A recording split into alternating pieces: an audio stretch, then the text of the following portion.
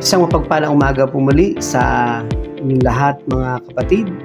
Tayo ay patuloy na dumadalangin sa Panginoon na ang ating mga kababayan na nakaranas ng matinding epekto ng bagyong Enteng ay patuloy po silang matulungan ng ating pamahalaan at atin silang patuloy na ipanalangin na maranasan nila ang katatagan ng kani-kanilang mga kalooban. At tayo po ay muling mag-aaral ng kanyang mga salita sa pamagitan po ng ating online morning devotion, ang ating Grab Food for the Soul, our daily dose for the nourishment of our soul. Ating simulan ang ating umagang ito sa pamagitan ng ating pagbubulay-bulay nang tayo ay makalakad sa isang mapayapang pamumuhay. Ating pong ipagpapatuloy ang ating paksa na may pamagat na Hiningay Ipagpuri Part 2 at ang ating pong batayan talata ay muli nating babasahin ang aklat ng Gawa, Kabanatang 17, talataang 25 at ganito ang sinasabi ng salita ng ating Panginoon. Hindi rin siya nangangailangan ng anumang tulong o paglilingkod ng tao sapagkat siya mismo ang nagbibigay ng buhay, hininga at lahat ng bagay sa sangkatauhan. Salamat at purihin natin ang ating Panginoon sa ating pagbasa at pagkarinig ng kanyang mga banal na salita. Sa ating pong batayang talata sa verse 25, bago po nating patuloy na bigyan ito ng pagbubulay-bulay, ating po munang tignan at basahin yung dalawang naunang talata. Sabi po sa 23 and 24, sapagkat sa paglalakad ko sa lungsod at pagmamasid sa inyo, mga sinasamba, nakita ko ang isang dambana na may nakasulat, sa Diyos na hindi kilala. Ang Diyos na inyong sinasamba, kahit hindi niyo nakikilala, ang siya kong ipapahayag sa inyo. Ang Diyos na gumawa ng sanlibutan, ang lahat ng narito ay ang Panginoon ng langit at ng lupa at hindi naninirahan sa mga templong ginawa ng tao.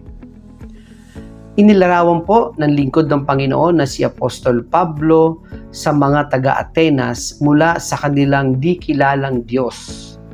Ang Diyos na ito ay ang lumikha sa lahat ng bagay. At pagkat siya ang manlilikha, siya ang Panginoon ng lahat-lahat. Siya ang Panginoon ng langit at lupa. Siya ay espiritu at kailangang sambahin siya sa espiritu at sa katotohanan. Hindi po kailangan ng Diyos na mga hain at handog ng mga taga-Atenas.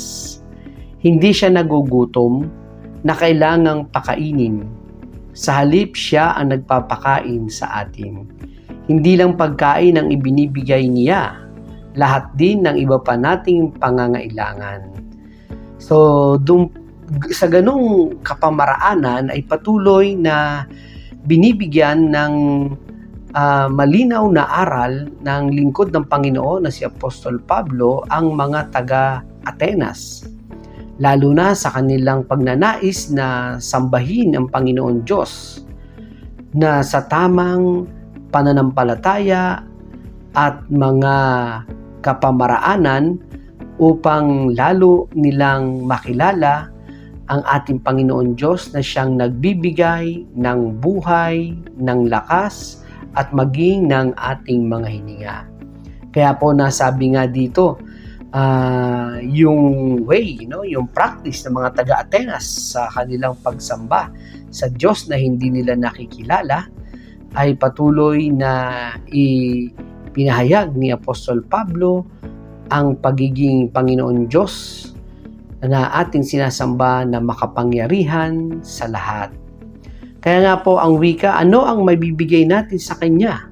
Na ang tugon po ay sa Awit 50 verse 9 to 12 at sa Isaiah 42 verse 5. Ganito po ang sinasabi sa Awit 50, 9 to 12. Ito po yung ilan lamang sa mga Bible verses na nagsasabi ng mga ganitong pangungusap. Hindi ako kukuha ng baka sa iyong bahay, ni ng kambing na lalaki sa iyong mga kawan, sapagkat bawat hayop sa gubat ay akin, at ang hayop sa libong burol, nakikilala ko ang lahat ng mga ibon sa mga bundok, at ang mga mabangis na hayop sa parang ay akin.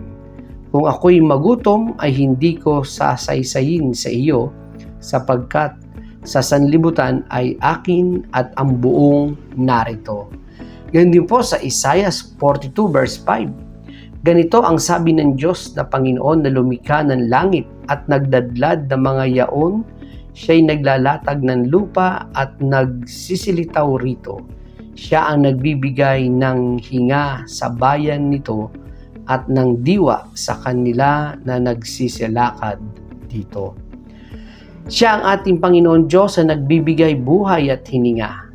Hindi tayo mabubuhay ng kahit sa isang sandali kung wala sa atin ang kapangyarihan ng Diyos na nagbibigay buhay. Hindi tayo maaaring mabuhay na wala ang Diyos, tulad ng di tayo mabubuhay na walang paghinga.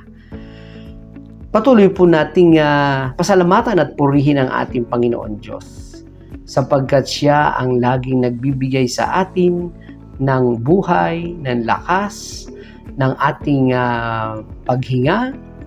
Talagang ating ibigay sa Panginoon Diyos ang karangalan at kaluwalhatian at pagkilala sa Kanyang kabutihan sa buhay ng bawat isa sa atin. Nais ko rin pong i-share sa inyo ang isang balik-aral mula sa talinghaga ng ating Panginoong Hesus na naitala sa aklat ng Lucas chapter 12 verses 13 to 21. Pero ang babasahin na lang natin ay yung 16 to 21 at dito rin po yung sinasabi sa atin ng magandang paalaala sa lahat ng biyaya at pagpapala na binibigay ng Panginoon sa atin ay matuto tayong magpasalamat at magpuri maging ang ating lakas at hininga na kaloob ng ating Panginoon. Although ang talinghagang ito ay nagsimula sa pagbibigay aral ng ating Panginoon doon sa kasakiman. Kaya't naitala niya ang talinghagang ito na katulad ng sinabi sa verse 16 hanggang 21. Pagkatapos isinalaysay ni Jesus ang isang talinghaga. Isang mayaman ang umani ng sagana sa kanyang bukirin. Kaya't nasabi niya sa sarili, ano ang gagawin ko ngayon? Wala na akong paglalagyan ng aking mga ani. Alam ko na, ipagigiba ko ang aking mga kamalig at magpapatayo ako ng mas malaki. Doon ko ilalagay ang aking ani at ibang ari-arian. Pagkatapos ay sasabihin ko sa aking sarili, marami ka nang naipon para sa mahabang panahon. Kaya't magpahinga ka na lamang, kumain, uminom, at magpakasaya. Yun po yung naging tugon dito doon sa talinghaga. Biniles ng Panginoon, pinagpala ang kanyang bukirin, ngunit nung umani ng sagana at halos hindi na magkasya doon sa kanyang maliit na kamalig ay nagpagawa ng mas malaking kamalig. Ngunit ang nakalulungkot, hindi man lang naalaala at ni-recognize ang ating Panginoon na nag-bless sa kanyang kabuhayan. Sa halip, ano po ang nasabi niya? Ang gagawin niya, magpapatayo siya ng mas malaking kamalig, doon niya ilalagay ang kanyang mga ari-arian at sasabihin niya sa kanyang sarili, marami na siyang naipon sa mahabang panahon. Kaya't magpapahinga siya sa pamamagitan ng kanyang pagkain, pag-inom at pagpapasaya sa kanyang sarili. Ngunit sinabi sa kanya ng Diyos, sabi po sa verse 20 and 21, hangal, sa gabing ito'y babawian ka ng buhay. Kanino ngayon mapupunta ang iyong mga inilaan para sa iyong sarili? Kaya sabi po, ganyan ang sasapitin ng sino mang nag-iipon ng kayamanan para sa sarili, ngunit dukha naman sa paningin ng Diyos. Mga kapatid at mga kaibigan, magpapatuloy po tayo sa ating pagpupuri at pagpapasalamat. Ano man ang ating mga nararanasan sa buhay natin ito, ano-ano man ang ating mga sitwasyon sa ating mga pananampalataya na pinagkaloob ng Panginoon at sa ating mga karanasan sa buhay, ang Diyos ay laging binibigay sa atin ang pinakamainam. So, madalas nga lang sa ating pagharap ng ating mga sitwasyon at karanasan sa buhay, ay ang nakikita natin ay ang lungkot, ang kadiliman, ang kawalan ng pag-asa. Sa halip, ang Panginoon Diyos na siyang nagbibigay sa atin ng lakas, ng buhay upang harapin ang bawat araw na may kasapatan sa biyaya ng ating Panginoon. Tayo po ay muling manalangin sa ating Panginoon at magpasalamat. Samahan niyo po ako mga kapatid sa ilang sandali ng pananalangin. Panginoon, salamat po sa iyong mga salita na amin na pagbulay-bulayan at minsan pa Panginoon ay aming inaabot sa panalangin ang aming mga kababayan na lubhang naapektuhan ng bagyong Enteng. I-bless mo Panginoon ang aming mga kaibigan, mga kababayan na ngayon ay nasa bahagi ng kanilang mga pagdadalamhati maaring nawalan ng mahal sa buhay, nawalan ng kabuhayan, at iba pang mga bagay na nakapagdulot sa kanila ng malaking kalungkutan. I-bless mo, Panginoon, ang aming pamahalaan, ang aming bansa, at matugunan nawa at matulungan ang aming pamahalaan ang aming mga kababayang nasalanta ng bagyong nagdaan.